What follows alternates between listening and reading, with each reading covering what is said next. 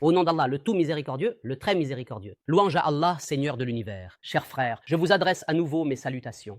Dans cet épisode, si Dieu le veut, nous allons clarifier une question d'une importance capitale. La différence entre le concept d'identité et celui de synonymie.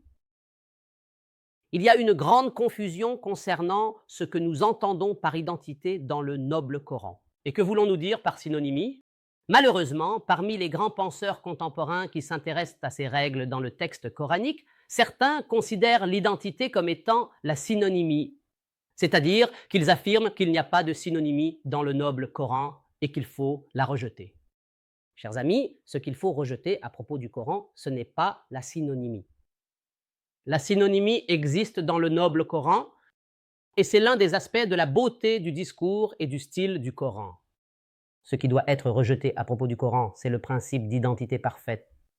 C'est pourquoi il m'a été nécessaire d'expliquer ce que signifie la synonymie et ce que signifie l'identité parfaite. L'identité parfaite que nous entendons et qui doit être totalement rejetée à propos du Coran, c'est que deux mots différents dans la forme, l'écriture et la prononciation, et ensuite qu'ils correspondent exactement à un seul et même sens, une correspondance parfaite, comme si l'empreinte d'un sabot tombait exactement sur une autre. C'est-à-dire selon une seule considération, avec une seule signification et une seule indication. Et un mot peut remplacer un autre mot dans le contexte, sans que le sens ne change, ni que l'indication ne change, ni que la volonté de Dieu ne change.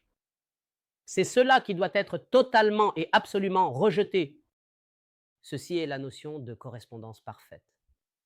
Quant à la notion de synonymie, c'est la succession de deux descriptions ou de deux attributs pour un même objet décrit. Ou bien deux indications ou un ensemble d'indications pour une seule dénomination ou un seul sens, tout en conservant à chaque indication ou à chaque mot une nuance de sens différente de l'autre, ce qui n'est pas une correspondance parfaite. Et cela se trouve très souvent dans le Coran, c'est même l'un des aspects de la beauté du Coran.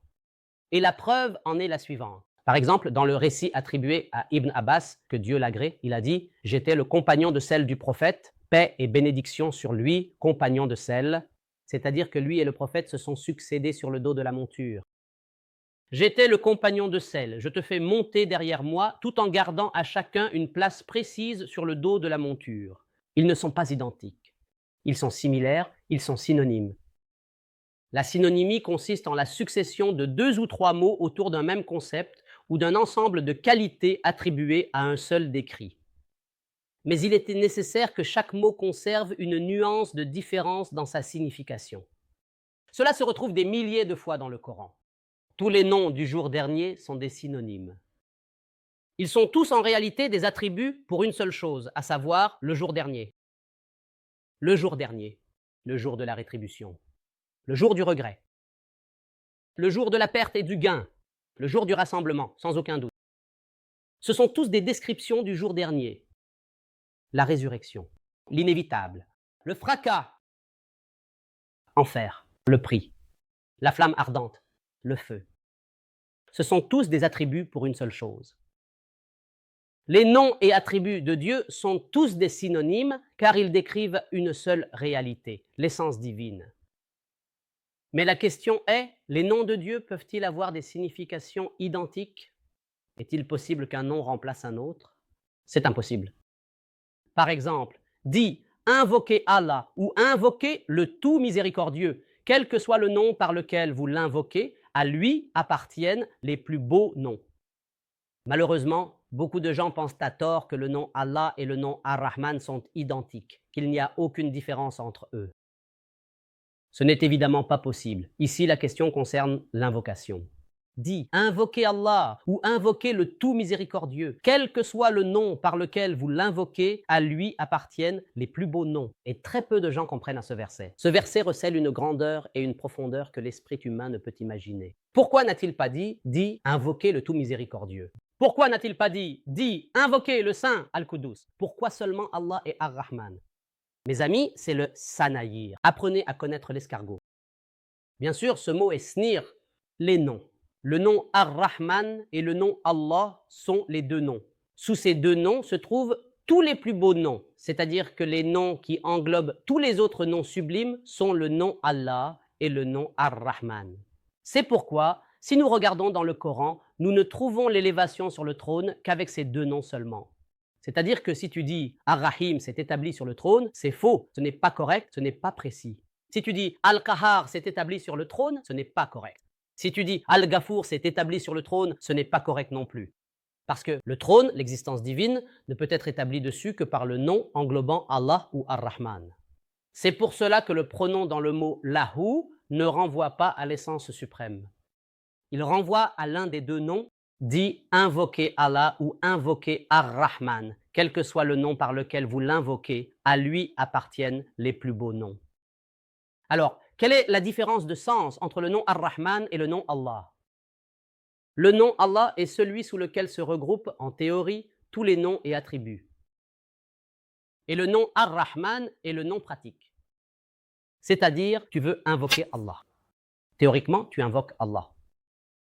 Mais si tu veux appliquer l'invocation de façon pratique, par exemple, si tu veux que Dieu t'accorde la subsistance, soit tu invoques de manière théorique, soit tu invoques de manière pratique.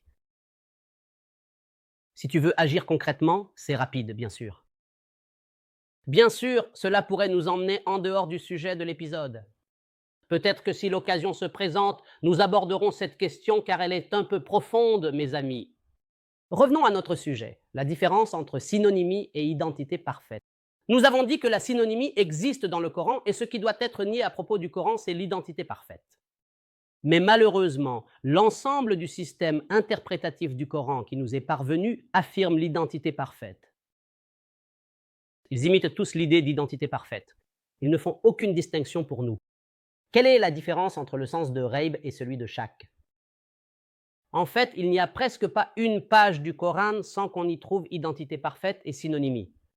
Dans le prochain épisode et les épisodes suivants, nous expliquerons ces questions avec plus de détails et de clarté afin que le sujet soit bien compris par le cher téléspectateur et qu'il puisse ainsi essayer d'appliquer ces règles au texte coranique. Avec la permission d'Allah, par sa volonté et sa puissance, nous lui garantissons un bénéfice maximal. Mieux encore, il en viendra à aimer le Coran et saura que ce Coran ne pouvait provenir que d'Allah, le Très-Haut. Jusqu'à ce que je vous retrouve, je vous laisse sous la protection et la garde d'Allah. Que la paix, la miséricorde et les bénédictions d'Allah soient sur vous.